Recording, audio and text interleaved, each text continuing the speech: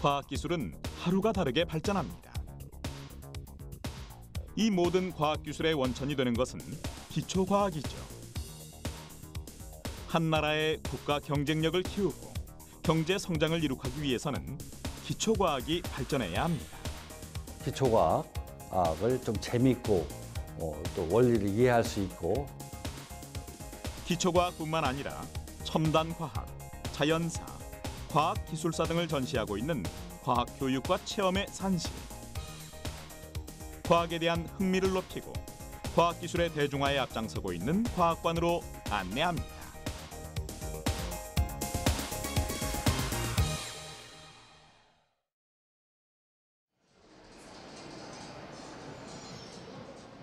자연과 인간과 과학의 조화라는 주제 아래 건립된 국립중앙과학관.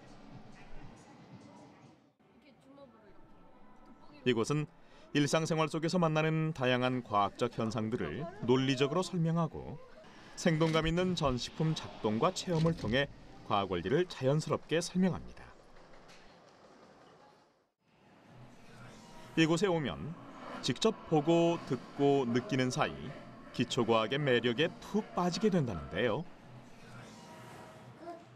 응용과학이 발전하기 위해서는 기초과학이 발전이 된다는 것은 다 굉장히 중요한 사실인데 그 물리에 대해서 뉴턴의 기본적인 그 만류 인력이라든가 아인슈타인의 상대성 이론, 또 화학 분야, 또 생물 분야, 또 신소재 분야와 같이 기본적인 것이 발전했을 때 응용과학이라든가 그런 것이 발전할 수 있는 곳인데요. 그런 기초과학을 직접 몸소 체험해보면서 원리를 배울 수 있는 곳입니다.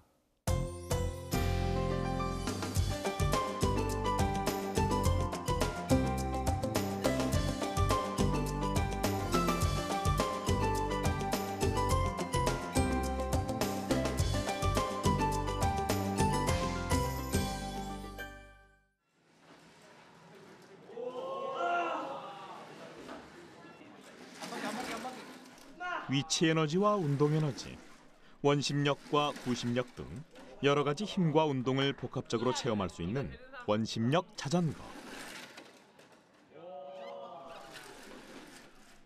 이곳에선 누구나 이 원심력 자전거를 직접 타보면서 과학이 어려운 것이 아니라 재미있고 쉬운 것이라는 것을 체험할 수 있습니다.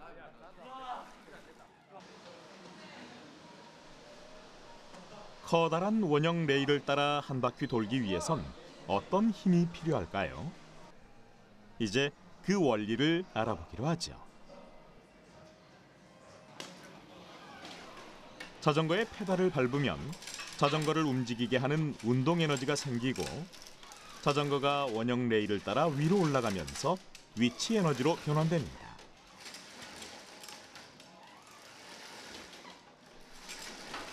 자전거 페달을 밟아 계속 에너지를 추가하면 결국 자전거는 원형 레일의 최고점을 넘어 한 바퀴를 돌 수 있습니다. 이 원심력 자전거는 이름에서는 사실 물체가 원운동을 하면 바깥쪽으로 원심력이 작용하는 것을 실제적으로 몸으로 느껴보는 체험이기도 하지만 그 안에 그 중력을 느껴보실 수 있고요. 그다음에 자전거가 위로 아래로 움직이면서 위치 에너지가 높아지고 또 자전거가 빨라짐에 따른 운동 에너지가 높아지고 하는 위치 에너지, 운동 에너지의 변환 관계를 직접 몸소 체험할 수 있는 그런 전시물입니다.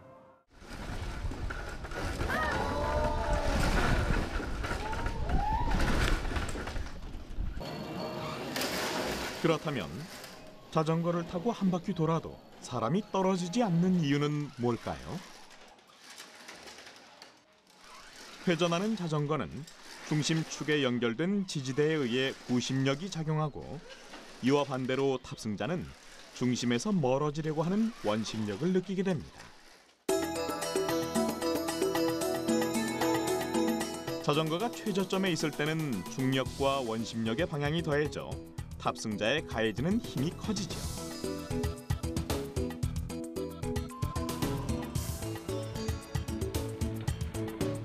반대로 최고점에 있을 때는 중력과 원심력의 방향이 상쇄하여 탑승자에 가해지는 힘이 작아집니다. 물론 자전거에 발생하는 마찰 손실을 지속적으로 보존해주면서 자신의 몸무게를 이길 만큼의 힘이 있어야 최고점에 다다를 수 있습니다. 처음이었는데 한번 돌아보니까 짜릿하고 좀 빨리 내려왔으면 괜찮았을 것 같은데 무서워서. 이번엔 마그네틱 브레이크를 통해 기초과학 원리를 알아보죠. 손잡이를 잡아 돌려서 무거운 아령을 맨 꼭대기까지 올립니다. 그러고 나서 손을 놓으면 어떻게 될까요? 떨어지는 속도가 현저히 줄어든 탓인지 아령에 부딪혀도 멀쩡한 유리잔. 물체가 높은 곳에 있으면서 발생한 위치 에너지는 아래로 떨어지면서 운동 에너지로 변환하게 되고, 이때 물체에 붙은 자석과 땅에 붙은 자석이 자기력을 이용해 서로 밀어내게 되는데, 이 자기력으로 인해 물체는 천천히 멈출 수 있게 됩니다.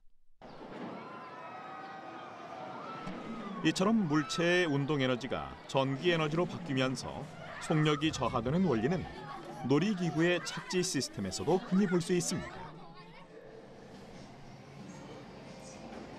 커다란 둥근 방이 빙글빙글 돌아갑니다.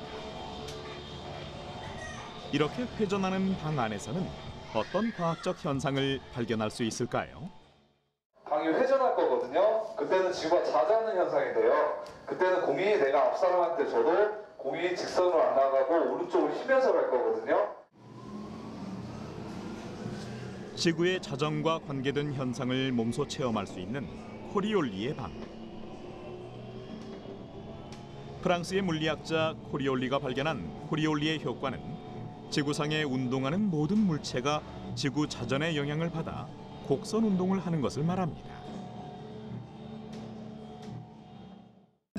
정지해 있는 방 안에서 앞으로 공을 굴리면 공은 직선 운동을 하지만, 회전하는 방 안에서 같은 실험을 할 경우 공은 직선 운동을 하지 않고 한쪽으로 휘어집니다. 사람이 타고 있고 서로 공을 던져보면 앞으로 직선으로 던진 공이 그 반대편 관찰자가 봤을 때는 곡선으로 다가오는 것 같은 거를 느끼게 됩니다. 실질적으로 공의 궤적은 직선을 그리고 있지만 그 회전하는 저 회전판 위에 서 있는 관찰자들은 공이 곡선으로 움직이는 것 같은 그런 것을 보게 됩니다. 그것을 가상의 힘인 코리올리의 힘 또는 코리올리의 효과라고 하고 있습니다. 자전하는 지구는 방향을 전환시키는 힘이 있습니다. 이것을 우리는 코리올리의 힘, 즉 전향력이라고 합니다. 코리올리의 힘에 의한 자연 현상으로는 태풍이 있습니다. 지구 북반구의 태풍은 전향력을 받아 오른쪽으로 휘게 되죠. 바람은 어떨까요? 바람의 전향력이 작용하면 고기압이나 저기압의 중심에서 직선으로 뻗어나가지 못하고 나선형이 됩니다. 회오리 바람이 한 방향으로 말려 올라가는 것 또한 코리올리의 힘이 작용합니다. 따라서 지구의 북반구에서 일어나는 회오리 바람은 반시계 방향으로 회전하죠.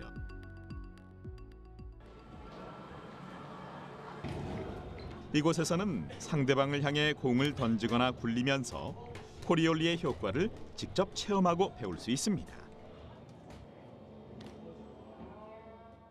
제가 과학을 좋아해서 이번에 수학여행으로 여기를 한번 체험하게 됐는데, 코리올리의 방 한번 들어가 보니까 정말 어지러운데 우리가 그 어지러운 곳을 아무런 느낌 없이 서 있다는 게 좀 많이 신기했어요. 적은 힘으로 무거운 물체를 들어 올리거나 힘의 방향을 바꾸는 장치 도르래. 이곳에 있는 여러 종류의 도르래를 들어 올리면서 힘과 일의 관계에 대해 배워볼 수도 있습니다.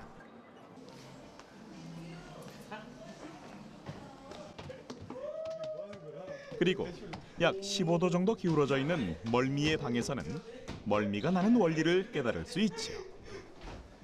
학교에서 배우지 못하는 여러 가지 과학기술 원리에 대해서, 그리고 첨단 과학기술에 대해서 더 배워보실 수 있는, 그리고 그런 과학기술에 대한 어떤 그 미래의 꿈이라든가 과학기술계로 진출하고자 하는 그런 희망을 주는 것이 바로 국립중앙과학관입니다.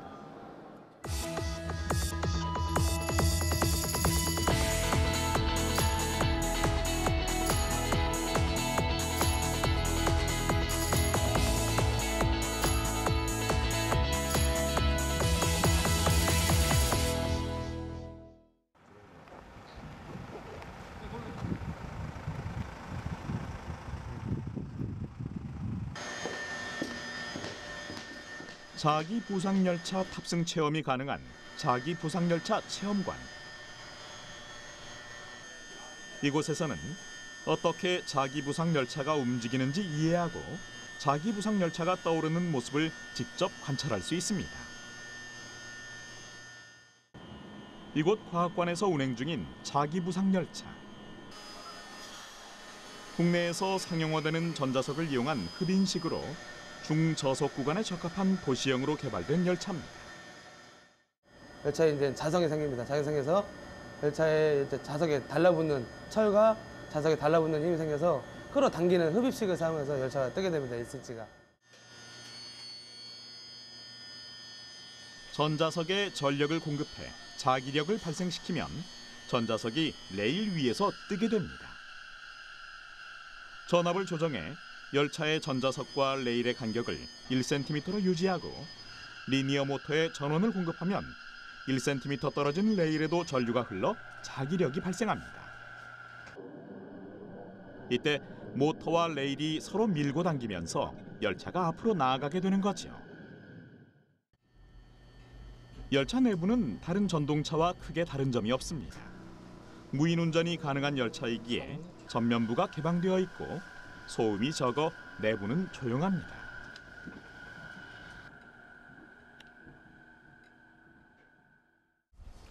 이곳에선 약 1km 구간을 직접 시승해 볼 수 있습니다.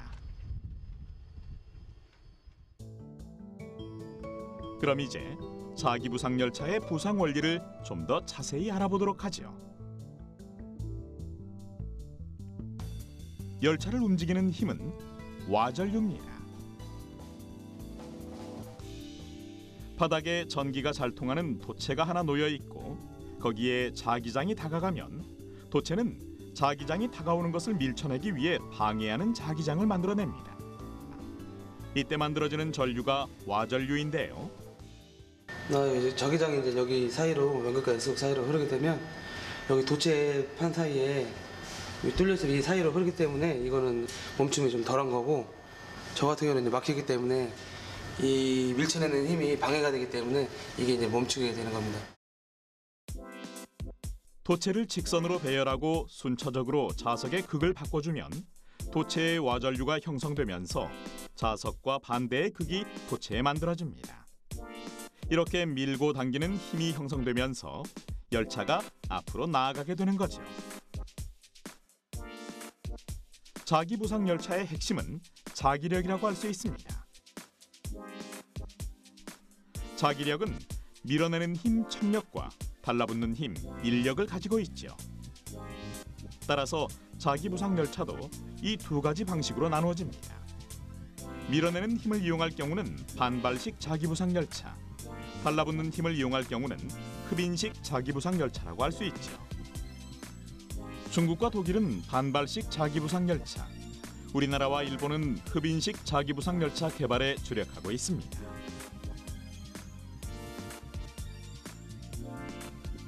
최근 인공지능 로봇 알파고와 이세돌 구단의 대국이 화제가 되면서 인공지능에 대한 관심이 나날이 높아지고 있습니다. 인공지능 알파고가 놀라웠던 이유는 딥러닝 방식을 사용했기 때문입니다. 딥러닝은 컴퓨터가 방대한 데이터를 스스로 축적하여 학습하는 기술을 의미하는데요. 한마디로 컴퓨터가 인간의 뇌와 유사한 사고방식을 통하여 인공지능을 마련하는 것을 뜻하죠. 어느새 로봇은 인공지능 알파고 수준까지 발전했습니다. 이곳 과학관에서도 다양한 로봇을 만날 수 있는데요. 로봇의 정의와 개념을 소개하고 과학기술의 발전을 통한 로봇의 변천사를 소개하는 전시관입니다. 이곳에서는 우리나라 로봇의 발자취를 엿볼 수 있습니다. 우리나라 로봇의 역사는 1978년에 최초의 자동차 용접용 로봇을 도입하면서 시작되었습니다. 뿐만 아니라 인간이 가기 위험한 지역에서 대신 임무를 수행해주는 로페즈나 깊은 바닷속에서 탐사를 하는 해미레와 같은 전문 서비스용 로봇들도 많이 개발이 되게 됩니다. 특히 휴보나 키보 같이 사람처럼 두 다리로 걸을 수 있고 감정과 행동을 표현할 수 있는 휴머노이드 로봇들이 요즘에는 많이 연구 개발되고 있습니다.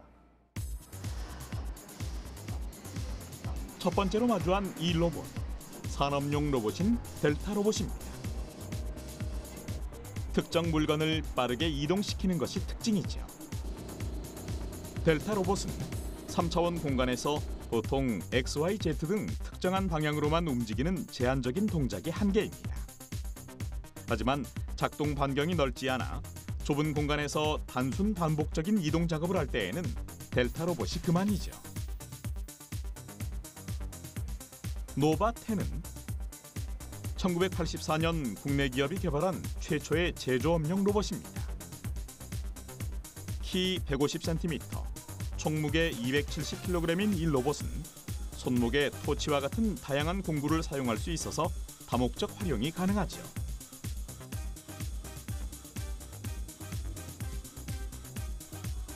다음으로 소개할 로봇은 수직 육축 다관절 용접 로봇입니다. 1995년 국내 기업이 순수 자체 기술로 제작한 산업용 용접 로봇으로 자동차 차체 조립 용접 및 운반 작업에 사용되었습니다. 1998년 국제 자동화 정밀 기기전에 출품돼 정확한 골프 동작을 보여주기도 했죠. 그럼 이번엔 한 어린이 관람객의 눈길을 사로잡은 로봇을 만나보기로 하죠. 2004년 카이스트 오준호 교수가 개발한 국내 최초의 이족 보행 휴머노이드 휴보입니다. 시속 1.25km, 35cm의 보폭으로 1분에 65걸음을 걸을 수 있으며 센서가 기울기를 측정하고 균형을 잡아주어 춤을 출 수도 있습니다. 그리고 41개의 관절 모터를 사용해 자연스러운 움직임이 가능하죠.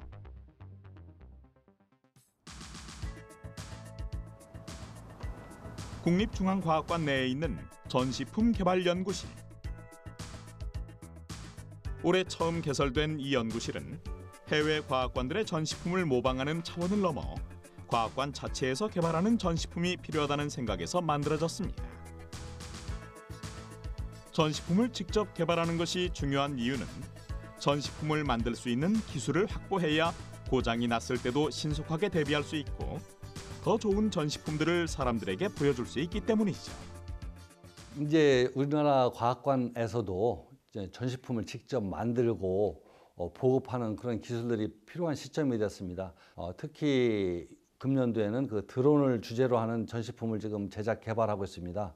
그것을 좀 더 알기 쉽고 또 이해하기 쉽게 하기 위해서 드론에 관련된 전시장을 좀 구축하기 위한 연구를 하고 있습니다. 사람이 타지 않고 무선 전파의 유도에 의해 비행하는 비행기나 헬리콥터 모양의 비행체를 드론이라고 합니다. 이곳 과학관에서 현재 연구 중인 드론은 소프트웨어 교육용으로서 어린이들과 드론 입문자들의 교육에 초점을 맞추고 있죠. 드론의 기본 원리에 대한 이해는 물론 컴퓨터 프로그램을 작동시켜보면서 드론에서 작동되는 모터가 어떻게 제어되는지, 어떻게 자세를 만들고 고도를 유지하는지에 대한 기초적인 것들을 충분히 배울 수 있는 교육용 드론이라고 할 수 있습니다. 특히 드론에서 중요한 거는 고도를 호버링이라고 해가지고 유지해 주거나 자세를 균등하게 유지해 주는 기능이 상당히 중요하거든요. 처음에 수평을 잡기 위한 값하고 기울어진 값하고의 오차를 계산해 가지고 여기에 그 컴퓨터를 통해 가지고 소형 마이크로 컴퓨터를 통해서 그 오차를 줄여줘서 이것이 항상 일정한 균형을 갖고서 날 수 있게끔 해주는 드론으로서 그것을 테스트하는 기구입니다.